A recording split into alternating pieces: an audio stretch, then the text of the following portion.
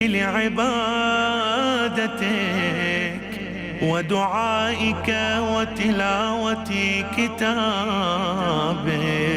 السلام علیکم ورحمۃ اللہ وبرکاتہ. الحمد للہ رب العالمین وصلی اللہ وسلم علی نبینا محمد وعلی آلہ وصحبہ اجمعین ومن تبعہ باحسان الی یوم الدین. اما بعد.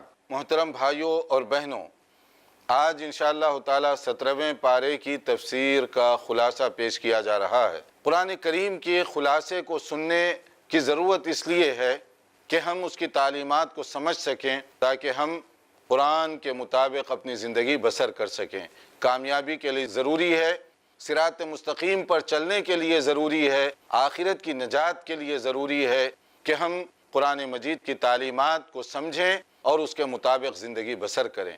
17ویں پارے کے شروع میں ایک بہت ہی اہم مسئلہ بیان کیا گیا جو ہم سب کی ضرورت ہے. اقترب للناس حسابهم وهم فی غفلۃ معرضون، کہ لوگوں کے حساب کی گھڑی قریب آ چکی ہے، مگر اس کے باوجود لوگ ہیں کہ غفلت اور سستی میں پڑے ہوئے ہیں. یعنی حساب کی گھڑی، موت کی گھڑی، آخرت کی گھڑی اور اس کے بعد جواب دہی کا جو مسئلہ ہے وہ سب کا سب قریب ہے.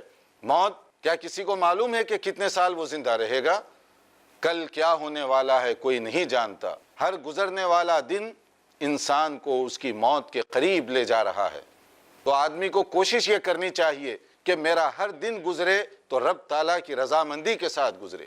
ایسے کام میں کروں جو قیامت کے دن مجھے کامیاب اور سرخرو بنا سکیں، اور ان چیزوں سے میں بچوں جو قیامت کی ندامت اور پچھتاوے سے مجھے بچا سکیں. اس طرح اگر تصور ہوگا تو آدمی اپنی اس زندگی کو امانت سمجھ کر گزارے گا. میری ہر بات، میرا ہر عمل قرآن و سنت کے مطابق ہوگا تاکہ موت آ جائے مجھے ندامت نہ ہو. ورنہ موت آئے اللہ تعالیٰ کی معصیت کرتے ہوئے، نافرمانی کرتے ہوئے میں مروں تو پھر میری نجات کیسے ہو سکتی ہے؟ پھر اس میں مختلف انبیاء کرام، چونکہ سورہ انبیاء میں مختلف انبیاء کرام کا تذکرہ ہے، جیسے حضرت ابراہیم علیہ السلام کی دعوت اس سے پہلے بھی گزری اور یہاں ایک اور انداز سے اس کا تذکرہ کیا گیا کہ حضرت ابراہیم علیہ السلام کی دعوت کے مختلف انداز ہیں. مختلف جگہوں پر ان کا تذکرہ کیا گیا کہ ایک موقع پر انہوں نے کہا اپنے باپ سے دعوت توحید پیش کرتے ہوئے، یا ابتی لما تعبد ما لا يسمع ولا يبصر ولا يغني عنك شيئا. ابا جان،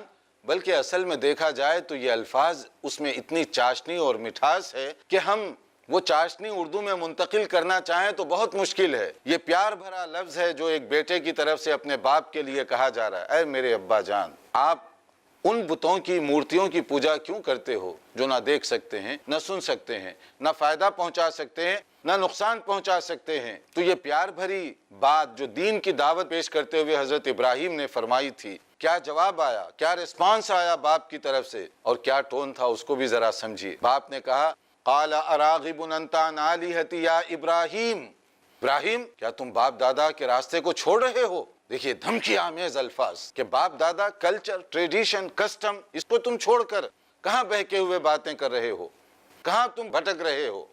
اور پھر اگر تمہارا یہی وتیرہ رہا لئن لم تنتہی لأرجمنک وہجرنی ملیہ، میں تمہیں پتھر مار کر ختم کر دوں گا یا گھر چھوڑ کر نکل جاؤ تم یہاں سے. یعنی دین کی دعوت، توحید کی دعوت پیش کرنے کے بعد تم اس قابل نہیں ہو کہ میرے گھر میں رہ سکو، گھر چھوڑ کر نکل جاؤ. دیکھا آپ نے فرق؟ ایک اللہ کے نیک بندے کی زبان کیسے ہوتی ہے، پھول برستے ہیں، اور جو اللہ کی نافرمانی کرنے والا ہے اس کی زبان سے کانٹے نکلتے ہیں. دونوں کی زبان کا فرق. اگر کوئی مسلمان ہو اور اپنی گفتگو کے اندر ناشائستہ الفاظ استعمال کرے تو اس کا شمار کس میں ہونا چاہیے؟ آپ خود ہی فیصلہ کر لیں. انبیاء کرام کی یہ جو زندگیاں ہیں، یہ روشنی ہے، یہ شیشہ ہے، یہ مرر ہے ہمارے لیے، تاکہ ہم اپنی زندگیوں کو اس آئینے میں دیکھ کر سجا اور سنوار سکیں. ورنہ قرآن کریم آپ نے سمجھا کوئی تاریخ کی کتاب ہے، یہ پچھلے لوگوں کی داستانیں بیان کی جا رہی ہیں؟ نہیں، یہ تاریخ کی نہیں، تاریخ کے وہ واقعات جو ہمارے لیے سبق آموز ہیں وہ بیان کیے جا رہے ہیں. یہ شیشہ دکھایا جا رہا ہے، یہ آئینہ دکھایا جا رہا ہے کہ ہم بھی اپنی زندگیاں اسی کے اندر لگائیں. اور پھر جو قومیں تباہ اور برباد ہوئیں ان کے جو مختلف اسباب بیان کیے گئے، ان میں پہلا سبب کیا ہے؟ نماز میں غفلت، سستی اور کوتاہی. بہت سارے انبیاء کا تذکرہ کرنے کے بعد سورہ مریم میں بھی بات کہی گئی فَخَلَفَ مِن بَعْدِهِمْ خَلْفٌ أَضَاعُوا الصَّلَاةَ وَاتَّبَعُوا الشَّهَوَاتِ فَسَوْفَ يَلْقَوْنَ غَيًّا کہ بعد میں آنے والوں نے ایسی حرکت کی کہ نماز میں غفلت کرنے لگے۔ دیکھیے غلطی نمبر 1، جرم نمبر 1، نماز میں سستی، نماز میں غفلت تباہ ہونے والی قوموں کی پہلی نشانی۔ پھر اپنی ہوا و ہوس کے پیچھے چل پڑے، ڈیزائر پرستی، خواہشات نفس کے پیچھے کرو تم وہی جو دل چاہ رہا ہے، چاہے وہ جائز ہو یا ناجائز، حرام ہو یا حلال۔ تباہ ہونے والوں کی یہ دوسری نشانی بتائی۔ جو لوگ رمضان کے اس مقدس مہینے میں بھی اپنے نفسانی خواہشات پر کنٹرول نہیں کرتے، جو لوگ اس مقدس مہینے میں بھی نماز میں غفلت اور سستی کرتے ہیں، تو آپ سوچ لیجئے یہ جو آیتیں پڑھی جا رہی ہیں، تراویح میں سنائی جا رہی ہیں، اس میں پیغام کیا دیا جا رہا ہے اور ہم اس پر کتنے فٹ اتر رہے ہیں۔ پھر سورہ طٰہٰ کے اندر ایک جو حضرت موسیٰ علیہ السلام کے بچپن سے لے کر بڑے ہونے تک کے کچھ واقعات بیان کیے گئے کہ کس طریقے سے ان کی والدہ محترمہ نے حالات کی سنگینی کا جائزہ لینے کے بعد اپنے نومولود بیٹے کو اپنے ہاتھوں سے لکڑی کے ایک صندوقچے میں رکھا اور سمندر میں بہا دی، اللہ پر توکل اور بھروسہ کرتے ہوئے، کیونکہ حالات اتنے سنگین تھے۔ فرعون نے کچھ ایسی کیفیت پیدا کر دی تھی، ہر ماں کو یہ ڈر ہونے لگا کہ بچے کو چھین کر جب چاہے وہ ذبح کر دیں گے، جیسے چاہے وہ قتل کر دیں گے۔ کون ماں یہ گوارا کر سکتی ہے کہ اس کے لخت جگر کو اس کی آنکھوں کے سامنے ذبح کر دیا جائے؟ حضرت موسیٰ علیہ السلام کی ماں نے یہی کام کیا تاکہ بچہ بچ جائے، مگر اللہ تعالیٰ جس کو رکھنا چاہے کہاں کہاں سے اس کی حفاظت ہوتی ہے کہ موسیٰ علیہ السلام کو جب سمندر کی موج میں بہایا گیا، ان کا دل ڈوبا جا رہا تھا، مگر اللہ نے صبر اور حوصلہ عطا فرمایا اور بہن سے کہا کہ ذرا دور دور سے جا کر تم جائزہ لینا وہ صندوقچہ کدھر بہہ رہا ہے، اور وہ موج لے کر کہاں پہنچی؟ سی سائڈ پر، جہاں فرعون کا پیلس تھا وہیں پر پہنچی۔ یہ اتفاق ہمارے لیے ہے، مگر قدرت کے لیے کوئی چیز اتفاق نہیں، وہ سب منصوبہ تھا۔ اللہ تعالیٰ چاہتے تھے کہ جس بچے سے بچنے کے لیے تم اور بنی اسرائیل کے کئی بچوں کو ذبح کر رہے ہو، وہ بچہ تمہارے پیلس میں پلے گا، وہیں پر رہے گا، وہیں پر جیے گا۔ اللہ تعالیٰ نے غیبی انتظامات سے وہ صندوقچہ اس کے پیلس کے قریب پہنچا دیا۔ پھر اس کو جب نکالا گیا، خوبصورت بچہ، موسیٰ علیہ السلام بڑے ہینڈسم، خوبصورت اور بہت ہی پسندیدہ، ان کا چہرہ وغیرہ سب چیزیں، صحت مند بچہ۔ یہ دیکھ کر فرعون کی بیوی کے دل میں خیال آیا، محبت پیدا ہوئی کہ اس بچے کو رکھ لیجئے، آنکھوں کی ٹھنڈک کا ذریعہ بن سکتا ہے، اس کو رکھ لیجئے۔ ایسے ہی ہوا، لیکن اللہ تعالیٰ نے دیکھیے کس طریقے سے ان کی حفاظت فرمائی۔ جب دودھ پینے کی باری آئی، موسیٰ علیہ السلام کسی دائی کا دودھ نہیں پی رہے تھے۔ اب بڑا مسئلہ بن گیا کہ بچے کا دودھ کا کیا بندوبست ہوگا، تو پھر چلتے چلاتے، بات طویل ہے، چلتے چلاتے موسیٰ علیہ السلام کی ماں تک پہنچے۔ موسیٰ علیہ السلام کی ماں نہیں چاہتی تھی کہ یہ راز فاش ہو جائے، اس لیے انہوں نے اجنبیت کا اظہار کرتے ہوئے کہا میں کیوں دودھ پلاؤں؟ کہا کہ نہیں، ہم تمہیں پیمنٹ کر دیں گے، پیسے دے دیں گے۔ تو بھاؤ طے ہوا، اللہ جس کو رکھنا چاہے، بچہ بھی محفوظ پیلس میں پہنچا، ماں کی گود میں بھی آیا کہ دودھ پلاؤ، اور ساتھ ساتھ اس کا بینیفٹ، اس کا معاوضہ یہ بھی جاری ہو گیا۔ ساری چیزیں بیک وقت ہوئیں اور موسیٰ علیہ السلام بڑے اطمینان کے ساتھ وہاں پرورش پاتے رہے۔ اور پھر کچھ ایسے حالات ہو گئے کہ اس کے بعد موسیٰ علیہ السلام کو وہ علاقہ چھوڑ کر جانا پڑا۔ اللہ نے اس کے بعد ان کو نبی بنایا، اور نبی بنانے کے بعد اسی فرعون کے دربار میں بطور رسول کے وہ پیش ہوئے، اور فرعون کے سامنے اللہ کی توحید کی انہوں نے بات کی۔ اور فرعون ظلم اور ستم کے اندر بہت مشہور تھا، وہ اپنی تکبر میں آ گیا اور اس نے کہا کہ میں کیوں مانوں اس کو، میں کیوں مانوں ایک اللہ کو، اور اس نے اللہ تعالیٰ کا انکار کیا، موسیٰ علیہ السلام کا مذاق اڑایا۔ تم وہی تو ہو جو کل تک میرے پیلس میں پلتے تھے، اب مجھے دین کی دعوت دینے کے لیے آ گئے ہو، تم وہی ہو جو یہاں سے بھاگ کر جان بچا کر گئے ہوئے تھے، اب پھر تم یہاں پر آ گئے۔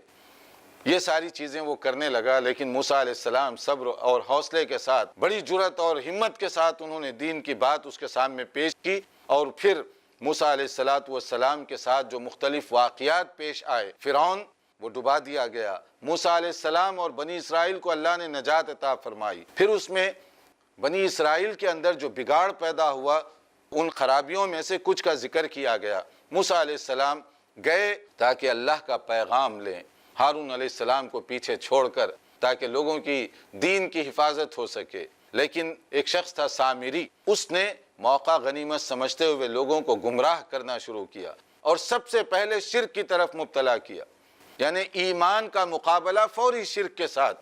تو اس نے ایک بچھڑا بنایا، یعنی زیورات وغیرہ کو پگھلا کر ایک خاص طریقے سے، ایک خاص شیپ سے، اور اس کا کچھ ایسے انداز تھا کہ جب ہوا اس میں جاتی تو ایک آواز سی پیدا ہوتی، اور جب وہ آواز پیدا ہوئی تو کہا کہ یہی اصل میں رب ہے، اور موسیٰ علیہ السلام جانے کہاں گئے ہیں اپنے رب کو تلاش کرنے کے لیے۔ لوگوں کو سمجھنا چاہیے کہ یہ وہ ہے جس کو ہاتھوں سے بنایا گیا، یہ وہ ہے جو نہ فائدہ دیتا ہے یا نقصان دیتا ہے، مگر جب آدمی شرک میں مبتلا ہو جائے تو ان چیزوں پر غور نہیں کرتا، عقل اس کی معوف ہو جاتی ہے۔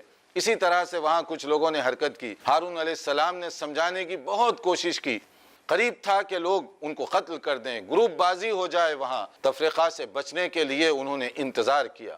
جب موسیٰ علیہ السلام تشریف لائے، یہ منظر دیکھ کر ظاہر ہے کہ ان کو بڑا صدمہ ہوا کہ میری زندگی بھر کی کمائی یہ تم نے ضائع کر دی، توحید سے سرشار لوگوں کو میں چھوڑ گیا اور یہ لوگ شرک میں مبتلا ہوئے۔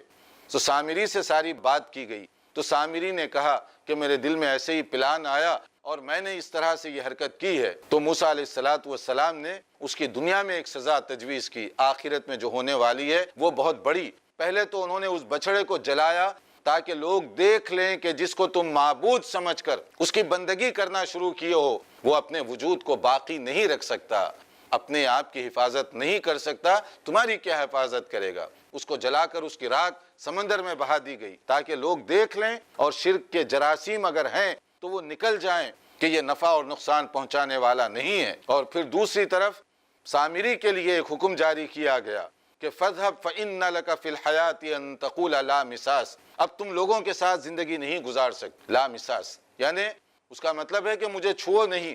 جب وہ لوگوں کے قریب آتا جیسے آگ سی لگتی اس کے بدن میں، بھاگ جاتا کہ ڈونٹ ٹچ می، میرے قریب مت آؤ، مجھے مت چھوؤ۔ اس طرح کی کوئی بیماری میں مبتلا ہوا، دنیا میں ایک عذاب لوگوں سے بچنے کا، اور آخرت میں جو ہوگا اس سے زیادہ سخت اور اس سے زیادہ ہیبت ناک۔ ناظرین دیکھتے رہیے پروگرام، انشاءاللہ ایک مختصر وقفے کے بعد حاضر ہوں گے۔ ودعائك وتلاوة كتابه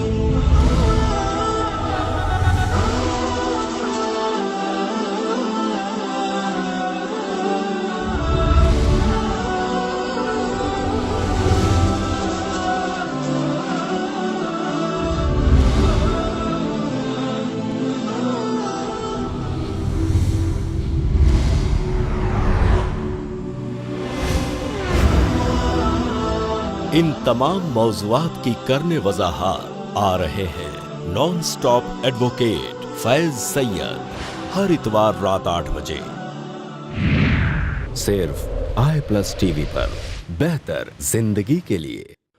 ہدایتوں کا سمندر ہے اور اہل زندگی کا رہبر، قرآن میں آیا ہے دنیا اور آخرت کا منظر، راہ حق ہے راہ نجات قرآن مجید کی ہر تعلیمات، تھام لو دامن اس کا کر لو آسان روز محشر کا سفر۔ تعارف قرآن شیخ ارشد بشیر مدنی سے جانیے موجودہ اور جدید اعتراضات کے مضبوط جوابات، ہر پیر دوپہر 3 بجے اور رات 9 بجے صرف i+TV پر، بہتر زندگی کے لیے۔ اپنے DTH اور کیبل آپریٹر سے آج ہی سمپرک کریں، فری ٹو ایئر۔ ودعائك وتلاوة كتابه۔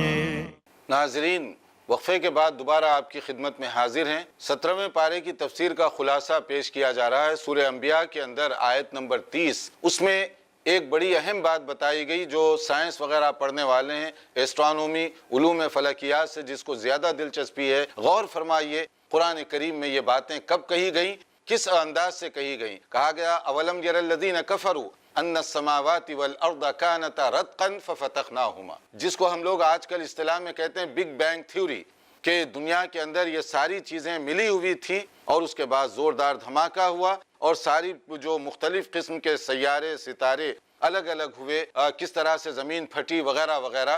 تو اب بہت سارے لوگ کہتے ہیں کہ یہ واقعی ہوا ہے، مگر یہ کیسے ہوا؟ پڑھیے قرآن. جس تھیوری کو آج وہ تصدیق کر رہے ہیں، قرآن کریم میں 1400 سال پہلے یہ بات بتائی گئی. اور دوسری چیز بتائی گئی، وَجَعَلْنَا مِنَ الْمَاءِ كُلَّ شَيْءٍ حَيٍّ، ہر زندہ چیز کی اساس یہ پانی ہے. کس طریقے سے پانی ہے اس کے بارے میں آپ اپنے ارد گرد جو لوگ ان علوم میں مہارت رکھتے ہیں ان سے پوچھ سکتے ہیں. تیسرا ایک نقطہ اور بتایا گیا، کُلٌّ فِي فَلَكٍ يَسْبَحُونَ، اللہ تعالیٰ نے ہر ستارہ سیارہ اس کا ایک روٹ مقرر فرمایا ہے اور وہ اسی میں گردش کر رہا ہے. اگر اس کے مقررہ روٹ سے ذرا سا آگے پیچھے ہو جائے دنیا کا سارا نظام تہس نہس ہو جائے. ستارہ سیارہ جہاں اللہ نے مقرر فرمایا اسی روٹ میں اسی مدار میں وہ چل رہا ہے. تو یہ ساری چیزیں قرآن مجید میں کیسے ذکر کر دی گئیں؟ یہی ہے کہ قرآن کلام اللہ ہے، انسان کا کلام نہیں ہے، عالم الغیب کا کلام ہے، اللہ رب العالمین کا کلام ہے. یہ آیتیں اگر آدمی غور کرے تو انف ہیں ایمان لانے کے لیے، توحید کی حقیقت کو سمجھنے کے لیے. پھر حضرت ابراہیم علیہ السلام کی دعوت کا ایک اور انداز جو طویل آیات میں تقریباً 20 آیات میں اس کو ذکر کیا گیا کہ حضرت ابراہیم علیہ السلام ان کی دعوت کے اس سے پہلے بھی بتایا گیا مختلف انداز ہیں موقع محل اور جگہ کی اعتبار سے کہ حضرت ابراہیم علیہ السلام قوم کے بت کدے میں پہنچے جس کو مرکزی ٹیمپل کہہ لیں، اور وہاں جانے کے بعد انہوں نے مختلف بتوں کو ڈیمیج کیا کہ یہ نہ فائدہ پہنچا سکتے نہ نقصان، نہ یہ اپنا ڈیفنس کر سکتے نہ دوسروں کا کوئی ڈیفنس کر سکتے. اور پھر اس کے بعد وہ کلہاڑی جو بڑا بت تھا اس کے گلے میں لٹکا کر واپس آ گئے، آرام سے بیٹھے ہوئے ہیں. جذبات میں انہوں نے یہ کام نہیں کیا، ڈیپ پلاننگ اور منصوبے کے ساتھ انہوں نے یہ کام کیا. اس نقطے کو ذہن میں رکھیے. جب لوگ آئے اور اس کے بعد انہوں نے دیکھا کہ یہ سارا کام کس نے کیا ہے، مصیبت آ جائے گی، بلا آ جائے گی. یعنی انہوں نے یہ نہیں سوچا کہ جو اپنا ڈیفنس نہ کر سکتا ہو کوئی اس کو عیب دار کر دیا، اپنے آپ کو بچا نہ سکا، ہم اس کی عبادت کیوں کرتے ہیں؟ بلکہ الٹا وہ سمجھنے لگے کہ اب مصیبت آئے گی کیونکہ یہ مورتیاں ناراض ہوں گی تو عذاب آ جائے گا ہم پر. اب وہ تلاش کرنے لگے کس نے کیا ہوگا. حضرت ابراہیم تو تھے فیمس کیونکہ ہمیشہ وہ دین کی بات کرتے، توحید کی بات کرتے. تو لوگ ان کے پاس آئے تو حضرت ابراہیم نے جواب نہیں دیا. جب لوگ سارے جمع ہو گئے تو سب لوگوں کے سامنے جب ان سے پوچھا گیا تو حضرت ابراہیم نے کہا یہ جو بڑے صاحب ہیں یعنی بڑا بت، اس سے کیوں نہیں پوچھتے تم لوگ؟ اب یہ تھا اصل میں پلان کہ اگر ہم یہ کہیں کہ یہ بول نہیں سکتا تو یہی تو بات ابراہیم بھی کہہ رہے ہیں، ان کی بات سچی ہوگی. اگر ہم کہیں کہ یہ بول سکتا ہے، ہمیں معلوم ہے کہ یہ بول تو نہیں سکتا. اب وہ پھنس گئے بڑی بری طرح سے. اب یہ ہے ان کا حکمت بھرا انداز. پوچھو تم ان سے. تو انہوں نے کہا بہت سوچ بچار کے بعد، ابراہیم تمہیں تو معلوم ہے کہ یہ بول نہیں سکتا، تم کہہ رہے ہو ان سے پوچھو. تو حضرت ابراہیم یہی جواب ان کی زبان سے سننا چاہتے تھے. جب انہوں نے اعتراف کیا تب حضرت ابراہیم نے کہا کہ کتنی بربادی اور خرابی ہے تمہاری عقلوں کی کہ تم کہہ رہے ہو کہ یہ بول نہیں سکتا، تم کہہ رہے ہو کہ یہ سن نہیں سکتے، تم کہہ رہے ہو کہ یہ کچھ کر نہیں سکتا، پھر عبادت کیوں کر رہے ہو اس کی؟ ان کی بات سمجھ میں آ گئی. جو ابراہیم کہہ رہے ہیں بالکل درست ہے، مگر دنیا میں یاد رکھیے ضد اور ہٹ دھرمی کا کوئی علاج نہیں. یہ سمجھنے کے باوجود اسلام اور توحید قبول کرنے سے انہوں نے انکار کیا اور ضد بازی پر اتر آئے. پھر اس کے بعد انہوں نے ایک فیصلہ کیا، ابراہیم کو جلا ڈالو، ابراہیم کو سزا دو. یعنی مان بھی گئے اور الٹا ان کو سزا دینے کی تجویز کر رہے ہیں. یہ ضد بازی ہے، یہ ہٹ دھرمی ہے. اور اس کے لیے صرف فرضی بات نہیں، آگ کا الاؤ جلایا گیا. آگ کے شعلے جب بھڑکنے لگے حضرت ابراہیم کو اس کے اندر ڈال دیا گیا. یہ اور بات ہے، اللہ نے اپنے فضل و کرم سے ان کو محفوظ فرمایا اور کہا قلنا یا نارو کونی بردا وسلاما علی ابراہیم. اللہ کا حکم آیا اور ابراہیم علیہ السلام آگ کے الاؤ سے ایسے باہر آئے جیسے کوئی چمن میں ٹہلتے ہوئے واپس آ رہا ہے. جسے اللہ رکھے اسے کون چکھے. یہ ایک عبرت تھی ان کے لیے. مگر پھر بھی اس منظر کو دیکھنے کے باوجود وہ ایمان نہیں لائے کیونکہ ضد بازی پر اتر آئے تھے. آج بھی کتنے لوگ ہیں جنہیں معلوم ہے کہ دین کیا ہے، جو جانتے ہیں کہ حقیقت کیا ہے، مگر وہ اس کو قبول کرنے کے لیے تیار نہیں، محض اپنی ضد کی وجہ سے، تعصب اور ہٹ دھرمی کی وجہ سے. پھر چند اور انبیاء، داؤد علیہ السلام، سلیمان علیہ السلام کا ذکر کیا گیا. اللہ نے ان دونوں کو نبی بھی بنایا اور حکومت بھی عطا فرمائی. دونوں چیزیں ساتھ ساتھ ان کے چل رہی تھیں. اقتدار بھی ان کے ہاتھ میں تھا اور اس کے ساتھ وہ اللہ کے نبی بھی تھے. اور انہوں نے اتنا کام کیا، خاص طور پر آئرن اور اسٹیل انڈسٹری کے اندر بہت انہوں نے ترقی کی، اور اللہ تعالیٰ نے ان سے بہت سے کام لیے جس کا اس کے اندر بہت تفصیل کے ساتھ ذکر کیا گیا. پھر اس کے بعد ایک اور نبی کا تذکرہ ایک اور انداز سے، حضرت ایوب علیہ السلام. دیکھیے آزمائشیں کس کس کو آتی ہیں. حضرت ایوب اللہ کے نبی ہیں، جسمانی بیماری میں مبتلا ہوئے. کوئی جلدی بیماری تھی، ان کو اسکن بیماری تھی، جو بھی بیماری تھی، اور بڑے طویل عرصے تک وہ صبر کرتے رہے. ایسا صبر کہ گھر والے بھی دور ہو گئے، فیملی جاننے والے بھی دور ہو گئے، مال و دولت سے بھی محروم کر دیے گئے. بڑے طویل عرصے تک صبر کرنے کے بعد انہوں نے اللہ سے دعا کی.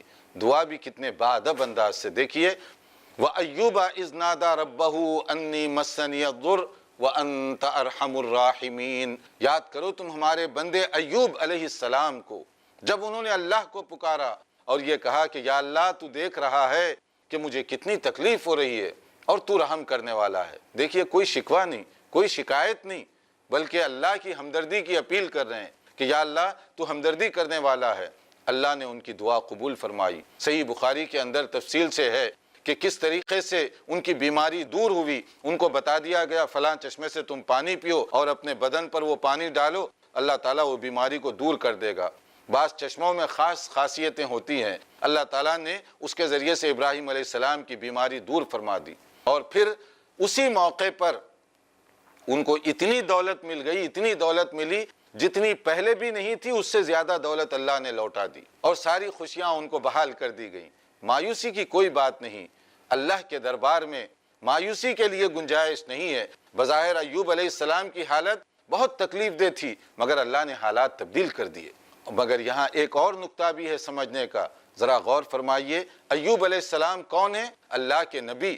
نبی کون ہوتا ہے؟ سب سے مقدس، محترم اور اعلیٰ شخصیت اپنے دور کی، چنندہ شخصیت اپنے دور کی.